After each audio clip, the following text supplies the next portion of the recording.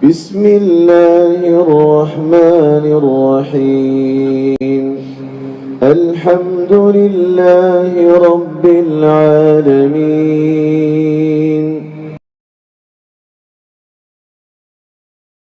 Assalamualaikum warahmatullahi wabarakatuh. Alhamdulillah.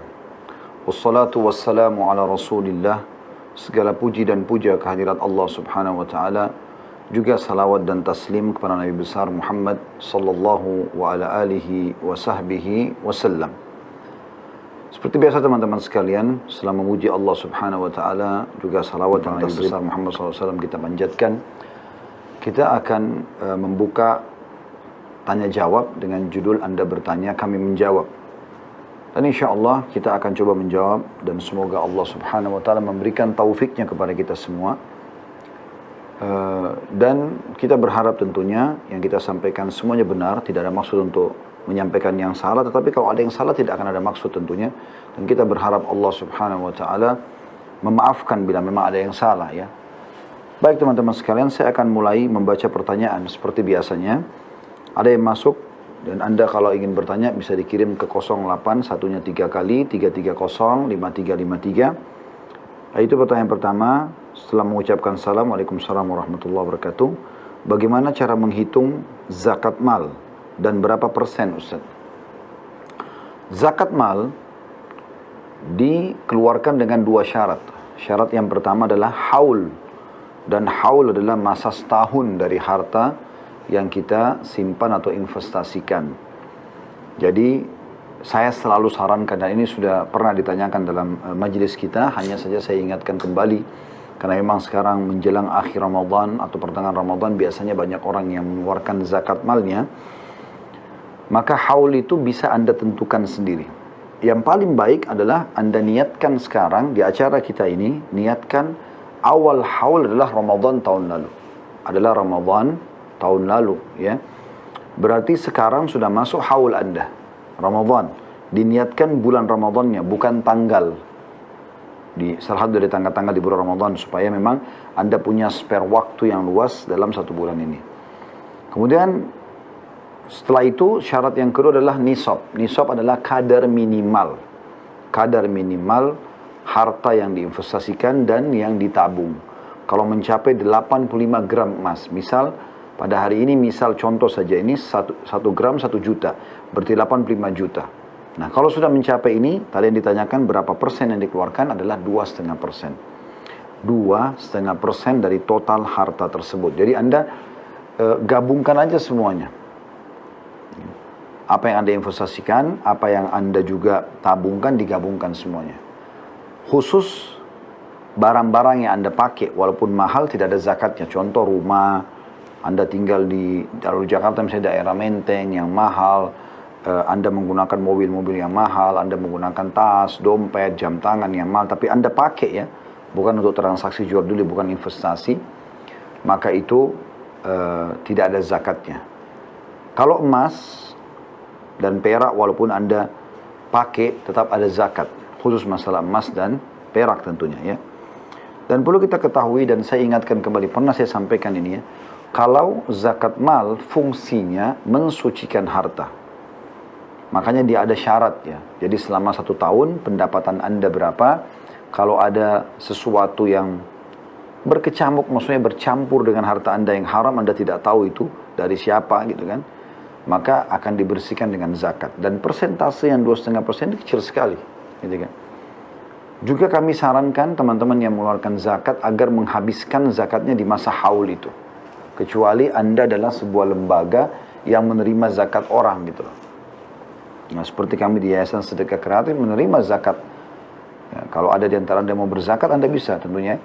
Dan kalau sudah diserahkan kepada lembaga, baik tempat kami atau tempat lain, maka tentu saja ya, lembaga ini boleh mengeluarkan sesuai dengan maslahat yang dia lihat. Misalnya, memang dia tidak bisa menghabiskan seluruh zakat karena jumlahnya sangat besar yang dititipkan, maka kemudian dia memberikan setelah Idul Fitri, itu nggak ada masalah.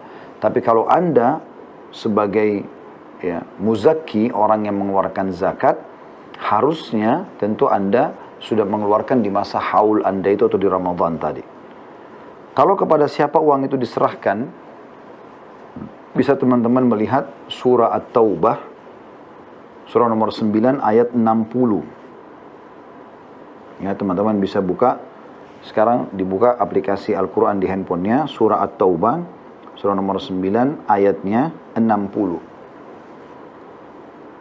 Saya berikan kesempatan untuk buka dulu teman-teman sekalian dan saya akan bacakan insya Allah. Sekali lagi surah At-Taubah, surah nomor 9 ayatnya 60. Bunyinya begini. A'udzu billahi minasyaitonir rajim. Innamas shadaqatu lil fuqara'i wal masakin wal 'amilina 'alaiha wal mu'allafati qulubuhum wa fir riqab wal gharimina wa fi sabilillahi wa ibnis sabil faridatan minallah wallahu alimun hakim. Artinya, sesungguhnya zakat-zakat itu hanyalah untuk orang-orang fakir. Siapa itu orang fakir teman-teman sekalian? Orang yang tidak tahu mau makan apa hari ini, apalagi besok. Nggak ada sama sekali, nggak ada pekerjaan, nggak ada rumah, pakaian hanya di badan, sendal bahkan mungkin juga sudah putus, ya. Nggak tahu apa-apa. Cuma nasibnya kalau dapat hari itu makanan dia makan, kalau enggak dia tidur dalam kondisi lapar. Itu yang pertama. Yang kedua, orang-orang miskin. Nah, di sini perlu kita titik beratkan ya. Karena biasa Indonesia digabung, fakir miskin. Padahal sebenarnya miskin berbeda. Miskin itu definisinya adalah orang yang punya pendapatan tapi kurang. Dia bekerja iya, tapi kurang. Misal pembantu rumah tangga, supir, seorang OB di kantor, mungkin gajinya 1,5 juta, 2 juta, tapi pekerjaan dia kebutuhan dia dalam sebulan misalnya mungkin 3 juta. Maka hampir setiap bulan dia tutup lubang gali lubang, utang lagi sama orang, bayar lagi, bulan depan dipotong lagi gajinya, seperti itu terus. Maka ini diistilahkan dengan orang miskin. Jadi walaupun dia pegawai, kalau kurang maka diistilahkan dengan miskin ya. Tapi tentu di sini dilihat juga proporsional, sesuai dengan porsinya ya. Jadi bisa saja ini kalau disalahgunakan apa yang saya katakan tadi, dia bilang walaupun gajinya 10 juta, oh saya juga miskin kok. Terbukti kebutuhan saya 12 juta. Nah itu tidak masuk dalam itu karena porsinya nggak masuk akal 10 juta per bulan lalu dia miskin kan gitu. Dan ini maksudnya adalah memang betul-betul orang yang mungkin cuma dapat gaji harian 80 ribu, 50 ribu, ya 20 ribu seperti itulah ya. Kemudian yang ketiga di situ disebutkan ya pengurus zakat, pengurus zakat atau amil zakat seperti lembaga-lembaga ya. Lembaga zakat mereka bisa memberikan gaji pegawainya dari situ. Itu yang ketiga. Yang keempat, para mu'allaf yang dibujuk hatinya. Para mu'allaf yang dibujuk hatinya. Mu'allaf artinya orang yang hatinya masih bisa saja pindah agama, murtad dari Islam, gitu kan. Kemudian selanjutnya itu yang keempat ya. Yang pertama fakir, yang kedua miskin, yang ketiga pengurus zakat, yang keempat adalah mu'allaf, yang kelima memerdekakan memerdekakan budak. Tentu ini tidak ada dalam di zaman kita sekarang maksud saya, tetapi zaman dulu ada ya, memerdekakan budak. Jadi kalau ada orang-orang dulu menang peperangan, biasanya musuhnya dijadikan budak, diperjualbelikan di pasar. Anda boleh merdekakan mereka dengan zakat gitu kan. Jadi itu yang kelima. Yang keenam adalah orang-orang yang berhutang atau terlilit utang. Jadi orang fakir 1, orang miskin 2, pengurus zakat 3, mu'allaf 4, memerdekakan budak 5, orang-orang yang berhutang 6. Kemudian yang ketujuh, untuk jalan Allah. Nah ini ada khilaf di antara para ulama, tapi pendapat yang lebih kuat adalah jihad. Ada juga yang mengatakan semua disabilillah, termasuk bangun masjid dan segala macam. Ada yang berpendapat begitu, tapi kami termasuk berpegang pada pendapat yang pertama mengatakan bahwasanya yang dimaksud adalah jihad. Karena Nabi SAW mengumpulkan harta termasuk dari zakat kalau akan berperang atau jihad ya. Itu yang ke-7 ya. Dan yang ke-8 adalah mereka yang sedang dalam perjalanan atau terputus jalan, ibnu sabil. Misalnya ada orang musafir ternyata dirampok, mereka kehabisan harta, seperti itulah. Lalu Allah mengatakan setelah 8 golongan ini disebutkan ya, sebagai suatu ketetapan yang diwajibkan Allah yang maha pengetahui dan maha bijaksana. Jadi itu jawaban dari pertanyaan kepada siapa saja diserahkan. Kemudian apakah ada niat khususnya? Maka jawabannya tidak ada niat khusus. Cukup dalam hati saja insya Allah diniatkan ingin menjalankan itu. Ya, karena kalau kita mencari kembali menelusuri dengan teliti riwayat-riwayat Nabi SAW, kita tidak temukan ada riwayat yang menyebutkan niat khusus yang disebutkan dengan lafaz ya. Tapi insya Allah dengan dia dalam hati semuanya bisa, insya Allah. Ya. Kita masuk pertanyaan kedua. Maaf saya tidak usah sebutkan namanya ya. Langsung saja ke pertanyaannya. Assalamualaikum warahmatullahi wabarakatuh. Ustaz, sewaktu saya masih usia 6 bulan, orang tua saya cerai, terus ayah saya menikah lagi. Begitu juga dengan ibu saya. Waktu itu saya diambil oleh nenek dari ibu saya, kemudian dirawat sampai usia 5 tahun. Setelah itu ayah saya mengambil saya, kemudian lanjut mengurus dan menyekolahkan saya sewaktu kelas 6 SD. Ayah saya meninggal dan ibu tiri saya lah yang meneruskan merawat serta membiayai sekolah saya sampai SMA. Pertanyaan saya, Ustaz, kepada siapa saya seharusnya berbakti, ibu kandung atau ibu tiri saya? Dan dengan cara apa bakti yang harus saya lakukan? Tapi sampai saat ini saya juga belum diakikah, Ustaz. Saya juga sudah jauh dari ibu tiri saya karena sedang merantau. Jazakallahu khairan. Baiklah, ini dari Wira 21 Makassar. Saya sebut sekali ya, karyawan swasta ya. Mungkin ada baiknya juga kita sebutkan supaya tahu kalau yang mengikuti acara kita dari kota mana saja, mungkin berbagai profesi ya. Karena di sini memang disebutkan keterangannya. Mohon maaf, saya tarik dari perkataan saya yang saya bilang tidak usah sebutkan nama ya. Karena memang tertulis begitu. Jadi yang pertama tentunya Anda tetap harus bakti dan wajib kepada ibu Anda. Karena tidak mungkin kita menghapus status ibu walaupun tidak mengurus kita dari kecil. Tetapi Anda juga punya kewajiban berbakti pada ibu tiri Anda. Sebagai bentuk bakti pada ayah dan sebagai balas jasa atas kebaikan beliau ingin membiayai sekolah Anda tentunya. Ya. Kalau Anda lagi di perantauan pun tidak ada masalah. Anda tetap bisa berbakti. Dengan telepon, tanya kabarnya. Kalau Anda punya pendapatan Anda kirimkan untuk memenuhi kebutuhannya gitu kan.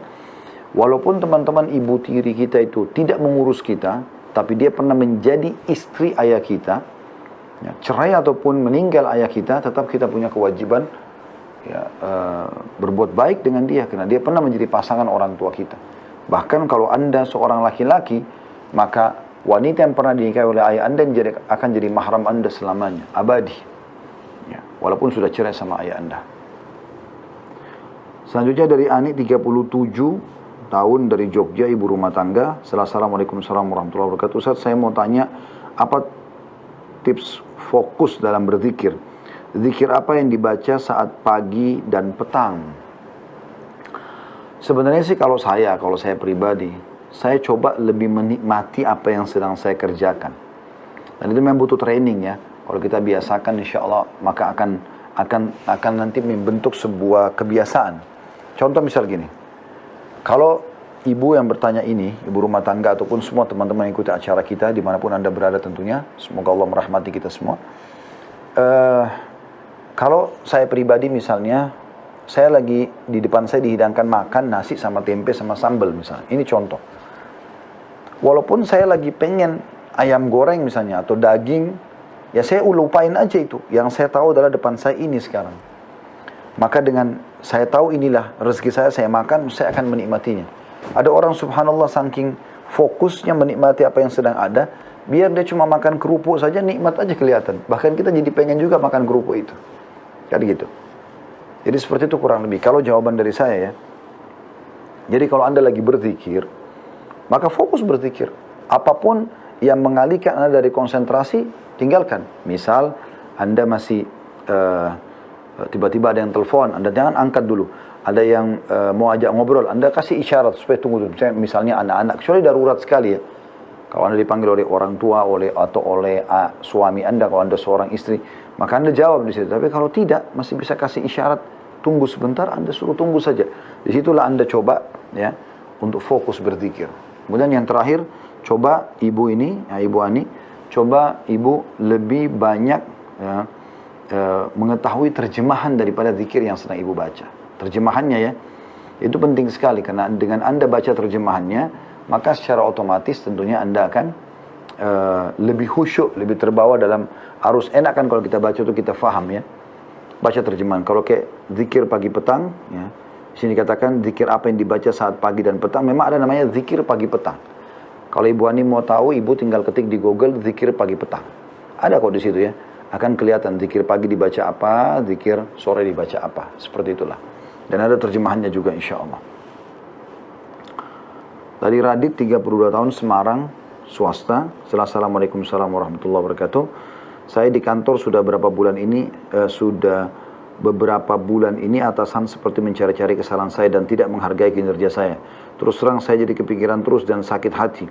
Bagaimana saya menghadapi hal tersebut untuk tidak sakit hati dan pikiran dan hati selalu tenang? Kalau saya sederhana, kalau saya jadi Anda sederhana sekali. Yang saya lakukan adalah, saya coba tunjukkan terbaik saja. Ya, tunjukkan saja yang terbaik dari hasil kita, supaya tidak ada celah dia bisa menyalahkan kita kan.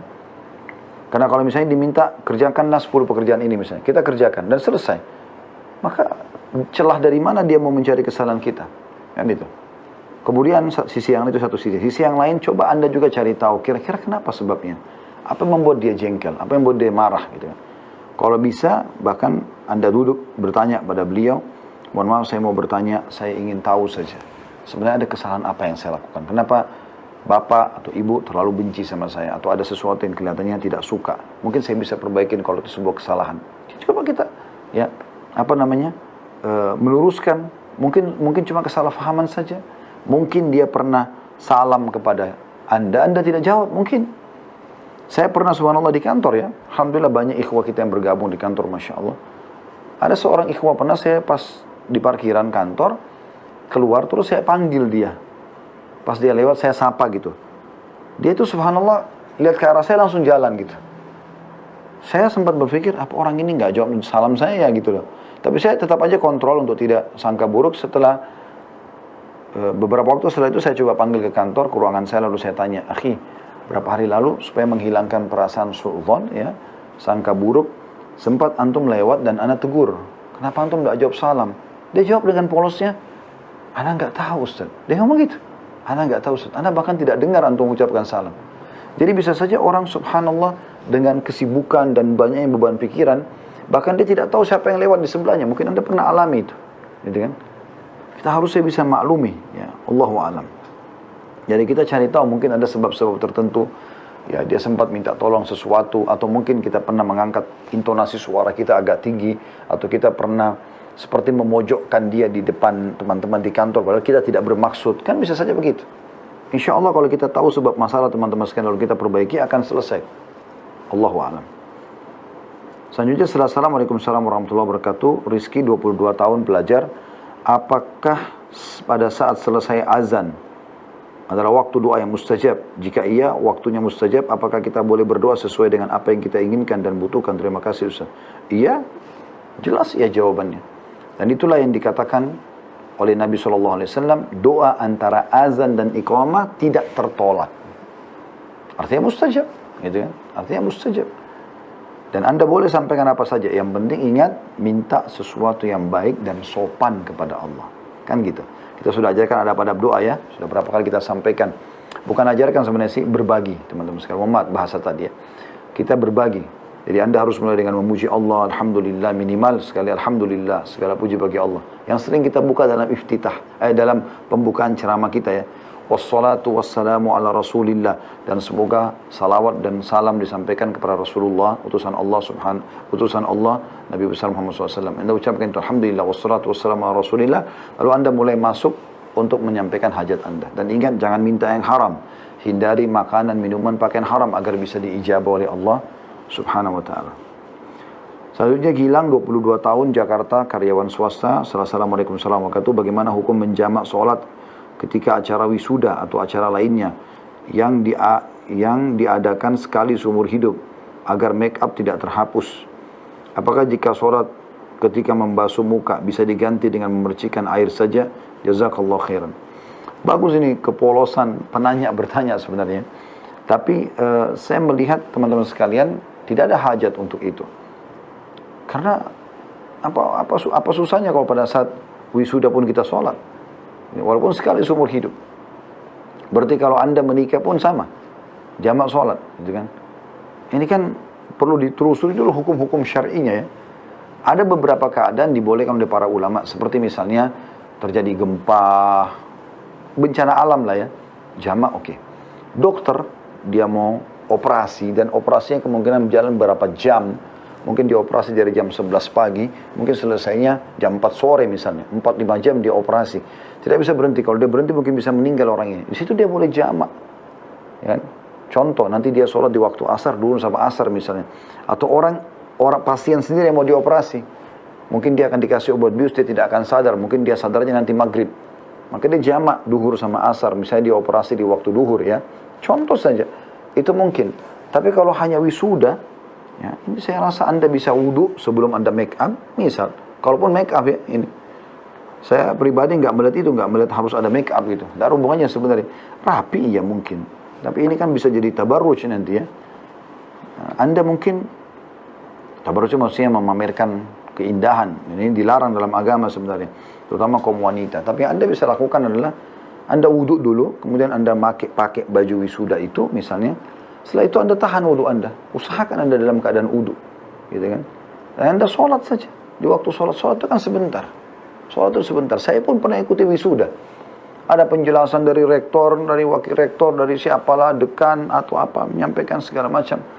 Terakhir nanti baru dipanggil nama satu persatu. Itu puncaknya. Puncaknya di situ. Anda dipanggil ke atas panggung, Anda dikasih kan penghargaannya. Itu puncaknya sebenarnya. Yang lain itu kan cuma pelengkapnya acara wisuda itu. Kan begitu. Atau mungkin ada yang ditampilkan pada satu dari kampus. Itu kan cuma pelengkap. Tidak harus Anda, Allahu alam, yang saya tahu, menunda sholat apalagi menjamak seperti itulah. Dan tidak boleh air wudu membasuh wajah diganti dengan memercikkan wajah. Ini subhanallah ada kisah nyata ya. Saya mau berbagi kepada ukhti yang bertanya ini dan kepada seluruh pemirsa kita tentunya insyaallah. Di Saudi itu ada satu wanita sampai diberikan judul untuk kisah wanita ini.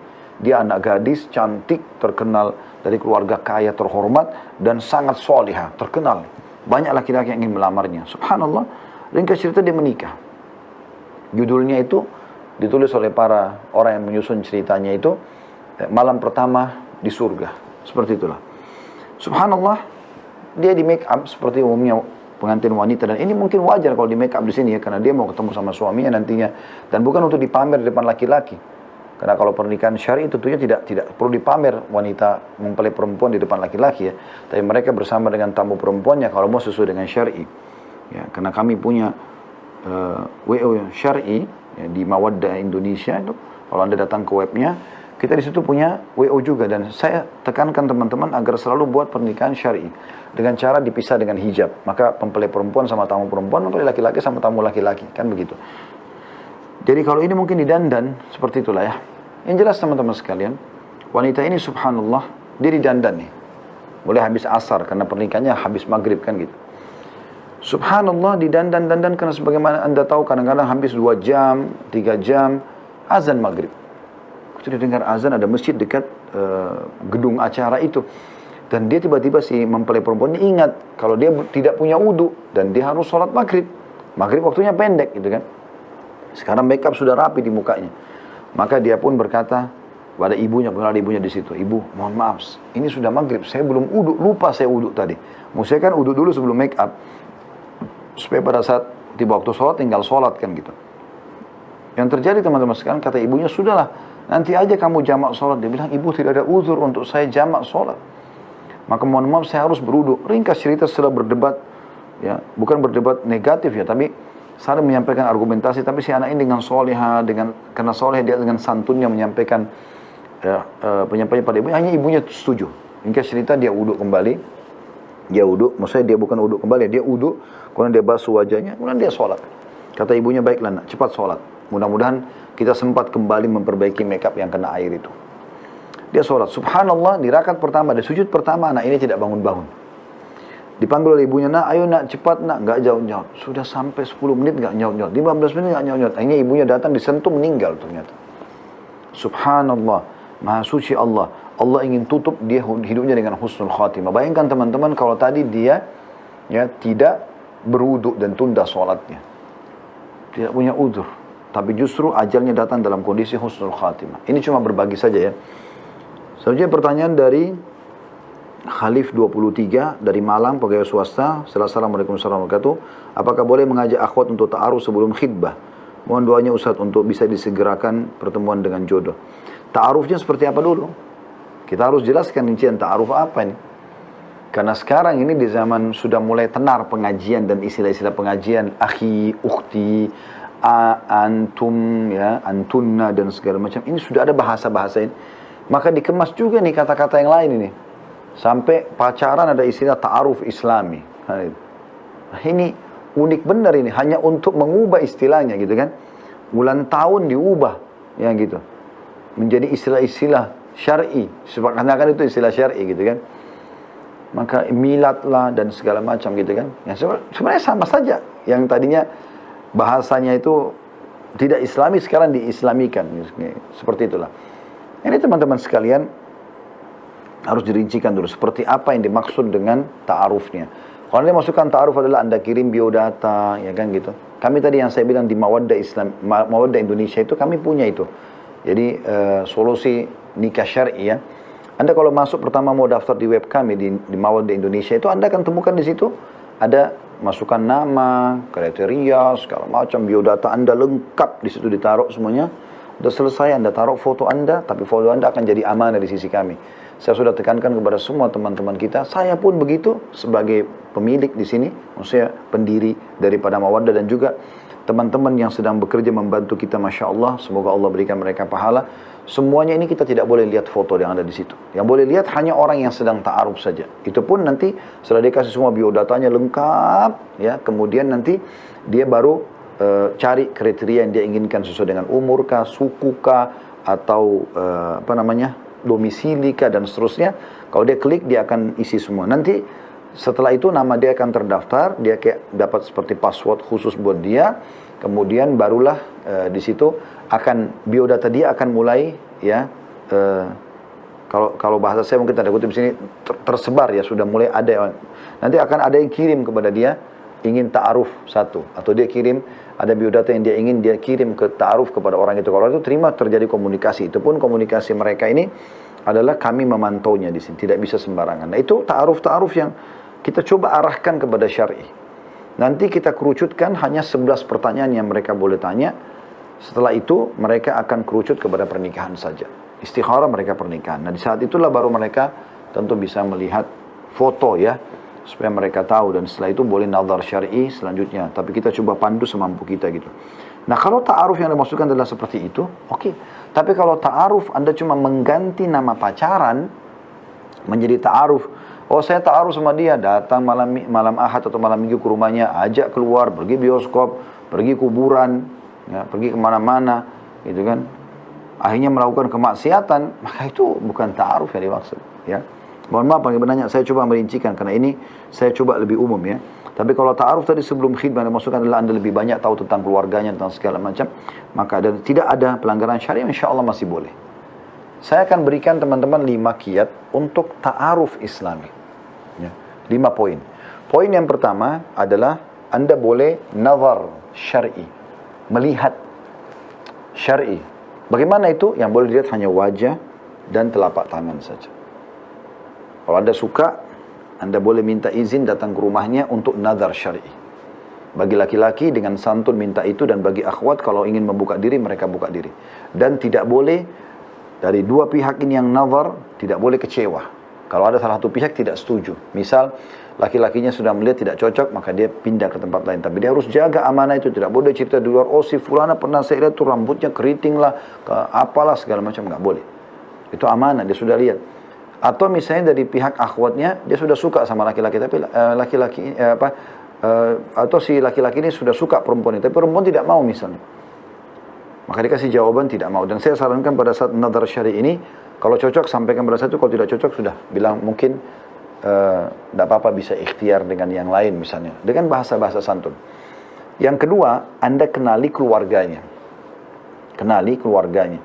Nah, kenali keluarganya ini teman-teman sekalian, dari keluarga ayah saya dan keluarga ayah istri saya itu akan nanti mewariskan fisik. Dari keluarga ibu saya dan ibu istri saya akan menurunkan karakter atau sifat. Jadi kalau kita lihat umumnya keluarga ini, oh ternyata orang berpendidikan semua. Itu kayak ada ciri khas itu gitu loh, ya. Berpendidikan kah atau apalah ya, orangnya terkenal baik-baik, kita kan bisa tanya secara umum. Kemudian yang ketiga, lingkungan, ya. Lingkungannya seperti apa? Kalau lingkungannya, misal lingkungannya itu, kita boleh bertanya di sini, kita mengatakan, maaf, kalau malam Ahad biasanya kemana ya? Kegiatannya apa? Kalau atau kerja di mana? Kerja di sini. Baik, kalau lagi liburan, di weekend itu, di Sabtu Ahad, kegiatannya apa saja? Oh, saya biasa ke karaoke, saya biasa ke diskotik, saya biasa jalan-jalan sama teman-teman saya ke pantai, misal. Anda kan sudah bisa nilai. Atau dia bilang, oh saya nggak kemana-mana, biasanya sih saya ikut tablik akbar, saya ikut taklim, saya gabung sama teman-teman yang punya kegiatan sosial gitu kan. Atau saya punya orang tua di rumah yang sudah tua, saya berbakti sama mereka. Anda kan bisa nilai di sini. Kemudian yang keempat, ya karena ini berpengaruh sekali lingkungan ya. Jadi jangan pernah teman-teman Anda menjadi pahlawan. Ini pahlawan yang tiba-tiba dia jauh dari agama dan mengatakan, tidak apa-apa deh nanti saya coba ubah dia. Misal. Kita mau menikah dengan bahtera baru, semua perlengkapan baru. Jangan bawa ronsokan. Ya, jangan bilang nanti saya perbaiki, nanti baru dia sholat, nanti baru dia berubah. Enggak. Kalau dia bilang, nanti setelah nikah sama kamu saya akan berubah, itu tidak usah. Baik, silakan ikhtiar orang lain. Kita cari yang sekalian tidak usah lagi kita mengubah dia. Gitu loh. Ini penting. Kemudian yang keempat teman-teman sekalian, setelah kenali lingkungan tentunya, Anda fokus ya. Fokus ta'aruf itu kalau sudah ada kecenderungan. Ini yang keempat ini penting juga. Fokus. Jadi kalau misalnya Anda sudah ta'aruf, sudah nazar, lagi proses khidbah, nggak usah lagi bercabang. Nggak usah lagi buka ta'aruf sana, ta'aruf sini, ta'aruf sana. Itu jadi repot nanti. Anda tidak akan tertuju kepada pernikahan. Karena ada beberapa kali saya temukan beberapa orang ikhwah gagal pernikahannya. Kenapa? Karena terlalu banyak mau nazar. Oh, ini sudah cocok. Tapi kayaknya siapa tahu nanti tetangga yang satunya lebih cantik. Oh, mungkin yang sana yang datang lebih bagus gajinya dan seterusnya. Dan fokus saja. Yang penting kata Nabi SAW wasiatnya jelas. Ya, kalau bagi perempuan, idza ja'akum man tardawna dinahu wa khuluquhu fazawwiju. Kalau telah datang kepada kalian hai para wanita dan wali wanita, laki-laki yang kalian ridhoi agama dan akhlaknya, maka nikahkan dia. Juga bagi laki-laki wasiatnya Nabi SAW begitu. Tungkahul mar'a li arba'ah. Wanita dinikahi karena 4 hal. Limaliha karena kekayaannya, linasabiha karena jalur keturunannya, li jamaliha karena kecantikannya, wali diniha dan karena agamanya. Fadhfar bidzati din taribat yadak. Fokus kepada yang punya agama maka hidupmu akan bahagia. Yang terakhir yang kelima istikharah. Ini teman-teman bisa dalam 1 hari bahkan Anda lakukan. Para sahabat Nabi ridwanullahi alaihim itu dalam lihat hari ini cocok, dia cari tahu informasi keluarganya langsung ya, kemudian dia fokus ke orang ini saja, dia istikharahkan, sore atau malam sudah bisa jadi suami istri. Mereka nggak rumitkan masalah itu. Karena pernikahan ibadah dan tidak ada hubungannya dengan prestasi dunia. Itu yang saya tahu. Semoga insya Allah di sini minta didoakan, semoga insya Allah jodoh Anda cepat. Dan saya bukan cuma itu, saya berdoa kepada seluruh yang mengikuti acara kita, semoga semua hajat Anda dunia dan akhirat dari yang kebaikan Allah kabulkan insya Allah. Allahumma amin. Dan yang tidak kalah penting pada malam ini adalah malam-malam Ramadan, kita memohon kepada Allah SWT, semoga nama kita dihapus semua dari api neraka, dan Allah daftarkan kita termasuk orang yang masuk surganya tanpa hisab. Allahumma amin. Allahumma amin. Allahumma amin. Pertanyaan selanjutnya, Assalamualaikum warahmatullahi wabarakatuh. Ana Naila, 38 tahun, dari Tangsel, ibu rumah tangga. Afwan bertanya, ketika kita baca Al-Quran, ada ayat yang berbunyi sujud, seperti Ar-Ra'd ayat 10, apakah kita harus bersujud? Tapi kalau kita harus bersujud, sedangkan kita tidak sedang bersuci atau beruduk, bagaimana Ustaz? Jazakallah khair. Yang saya tahu sunnahnya sujud. Ya. Yang dalam hadis Nabi SAW berbunyi, kalau seseorang di antara kalian atau seseorang membaca ayat sujud dan dia sujud, maka syaitan di sebelahnya menangis sambil mengatakan, orang ini disuruh sujud oleh Allah maka dia sujud, dan aku disuruh sujud, aku tidak sujud. Seperti itulah. Ya, karena dia pengikut iblis. Maka sunnah Nabi SAW untuk sujud. Ya, itu yang saya tahu. Orang dalam keadaan tidak suci, ya, sebaiknya tidak usah. Sebaiknya tidak usah. Allahu a'lam. Selanjutnya, Arin, 21 tahun, mahasiswa. Assalamualaikum warahmatullahi wabarakatuh. Bagaimana cara mengajak ayah untuk mau belajar baca Al-Quran? Karena seumur hidup saya belum pernah melihat ayah membuka mushaf dan membacanya.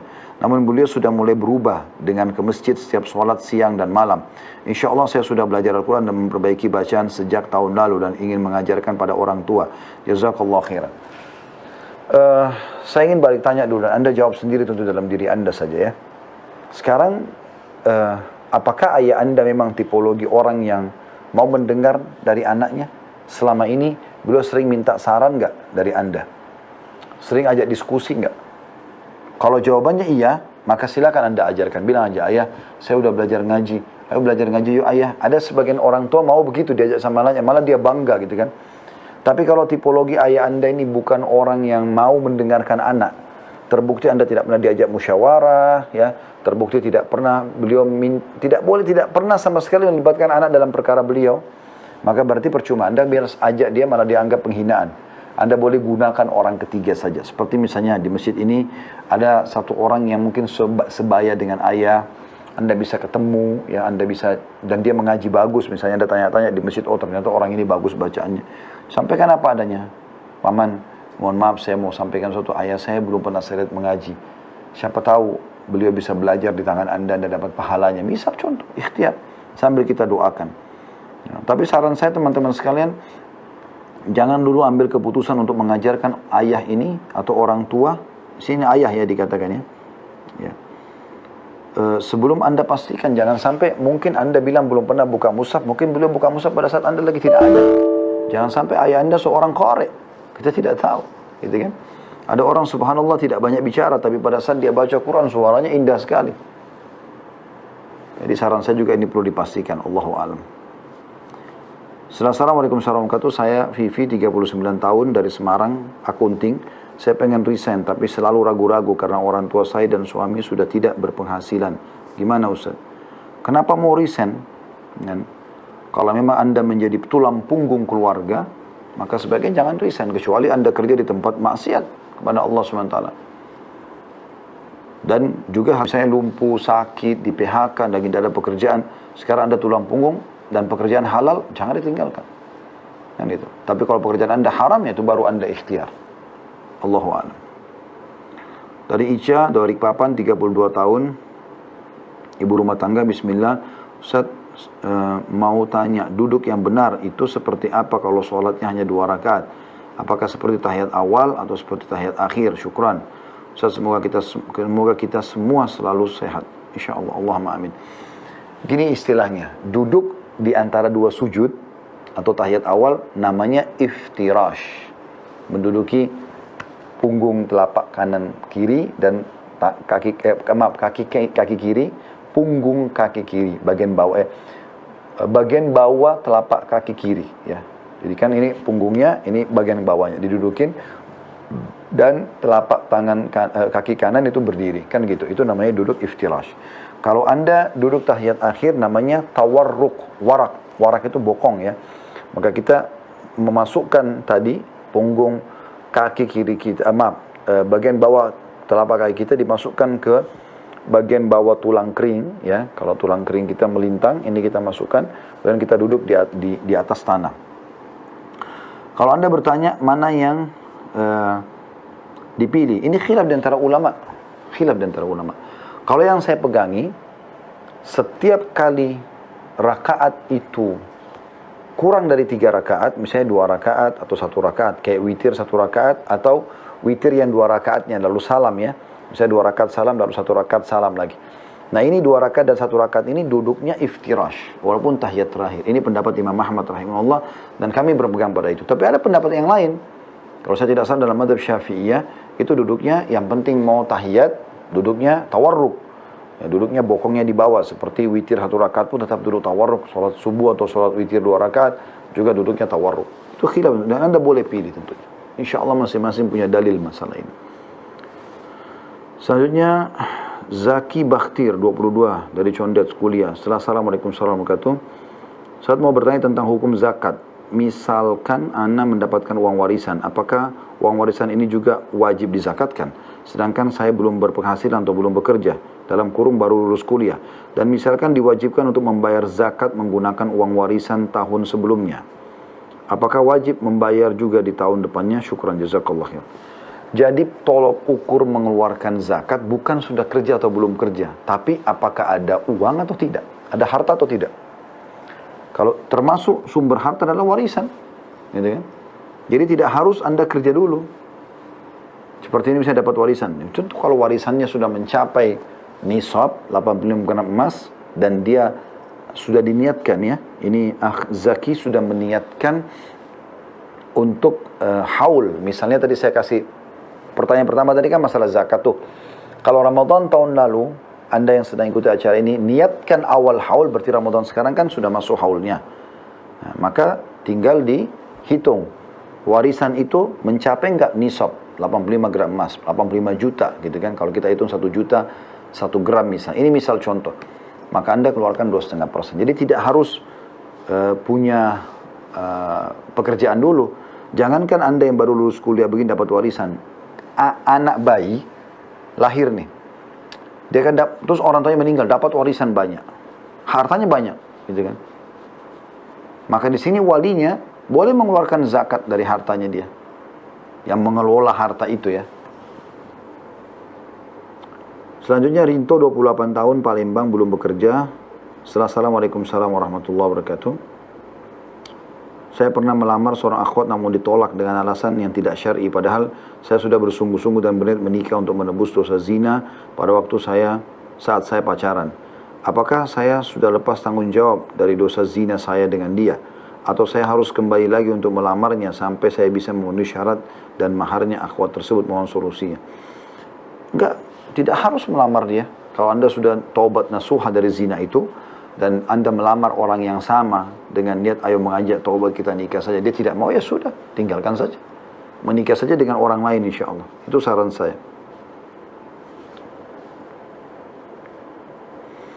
Dari Anggi 23 tahun Jakarta belum bekerja. Ustaz, di bulan Ramadan ini apapun kegiatan terhitung pahala sekalipun tidur. Apakah main gitar dan bernyanyi juga sama? Kalau tidur, kita nggak bisa katakan tidur berpahala karena dia mubah ya. Tetapi Anda kalau lagi tidur, di bulan Ramadan lagi puasa, Anda sedang berada di ibadah puasanya. Karena kan mulai dari sahur sampai buka puasa kan, itu ibadah, itu kan dalam puasa. Berarti kita duduk, kita jalan, ini tetap ada pahala puasanya, rangkaian puasa. Tapi tidurnya sendiri bukan ibadah karena tidur orang puasa gitu ya. Tidur mubah, kecuali satu keadaan. Anda niatkan kalau tidur itu untuk ya menguatkan diri agar bisa ibadah, gitu kan? Misalnya Anda tidur siang misalnya, niat supaya nanti malam bisa tahajud. Nah itu bisa jadi ibadah tidurnya, yang mubah bisa menjadi sunnah. Kalau gitar dan bernyanyi, kenapa nggak baca Quran? Kenapa nggak berzikir? Kenapa nggak majelis ilmu? Kenapa harus gitar dan bernyanyi? Gitu kan?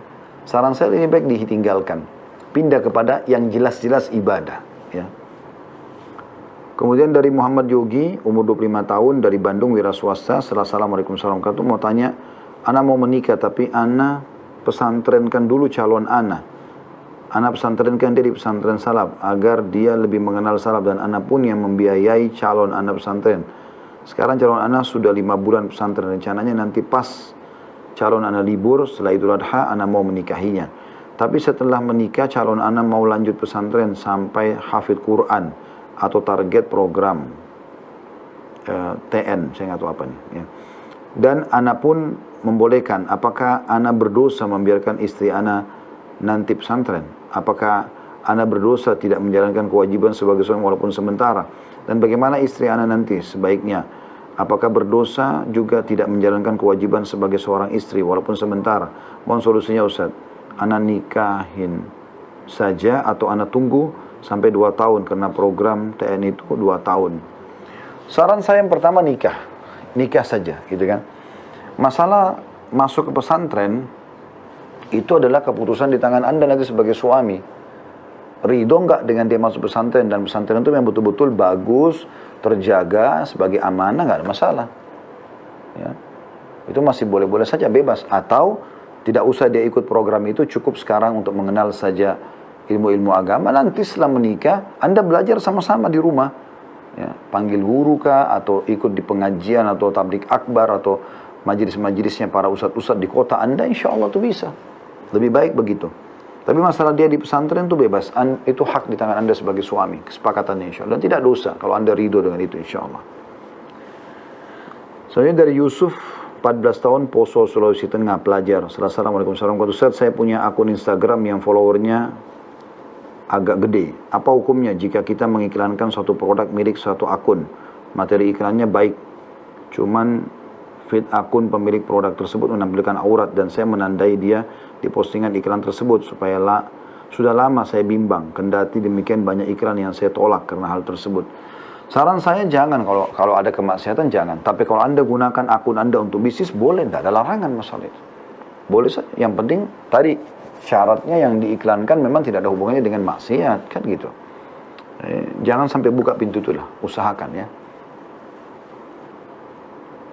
Eka 33 tahun Jakarta Timur, ibu rumah tangga, apa hukumnya mempertahankan suami yang sholatnya bolong-bolong, suka nongkrong, padahal umur dah hampir 50 tahun, belum punya momongan. Saya takut cerai Ustaz. Tolong ya. Ini minta kepada admin, tolong min, saya ingin sekali mendengar jawaban dari beliau. Baik. Kalau saran saya, Anda sudah bertahan cukup lama ini. Umurnya ibu 33 tahun, suami 50 tahun. Untuk apa cerai? Nggak usah bercerai di sini, ya. Karena di sini kan apa hukumnya mempertahankan rumah tangga? Boleh, bagus, nggak ada masalah. Sama masih bolong-bolong sholat, ya nasihatin. Jadikan sebagai ajang dakwah. Jadi ajang dakwah, kecuali dia memungkiri sholat. Nggak ada sholat. Masih 20 tahun, siapa tahu sudah menikah ya. Anda punya selalu Anda hubungan biologis di siang hari Ramadan, maka selain tobat Anda harus ya bebasin budak, karena tidak ada budak sekarang, pindah ke yang kedua, puasa 2 bulan berturut-turut. Kalau Anda tidak bisa juga, maka Anda memberi makan 60 orang miskin. Allahu'alam. Yang terakhir, Safitri 19 tahun Jakarta Timur, mahasiswi.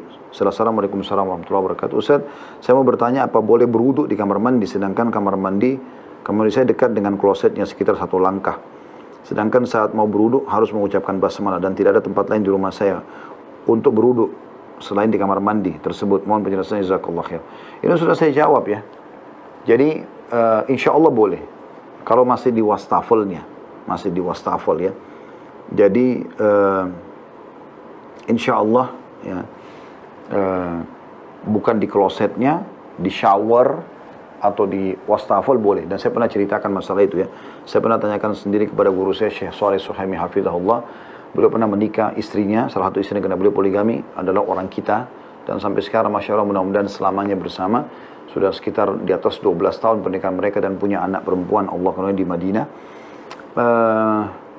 Beliau pernah masuk kamar mandi lalu baca basmalah pada saat di wastafel. Lalu istrinya waktu itu masih belum mengerti bahasa Indonesia, awal menikah sekitar 12-13 tahun yang lalu. Di salah satu hotel bintang 5 di Jakarta, karena kebetulan suite room, saya duduk di ruang tamunya. Istrinya dari dalam ruangan tertutup ya, mengatakan, Ustaz tolong tanyakan kepada Syekh, tadi dia waktu di wastafel mau wudhu baca basmalah, apa memang boleh baca bismillah dalam kamar mandi? Kata beliau, sampaikan, terjemahkan ke dalam bahasa Indonesia, kalau itu boleh, asal bukan di klosetnya. Itu yang saya tahu, Allahu a'lam, gitu kan? Itu yang saya tahu. Baik teman-teman sekalian, sudah kurang lebih jam 21 lebih 10 menit, kita cukupkan sampai sini insyaAllah.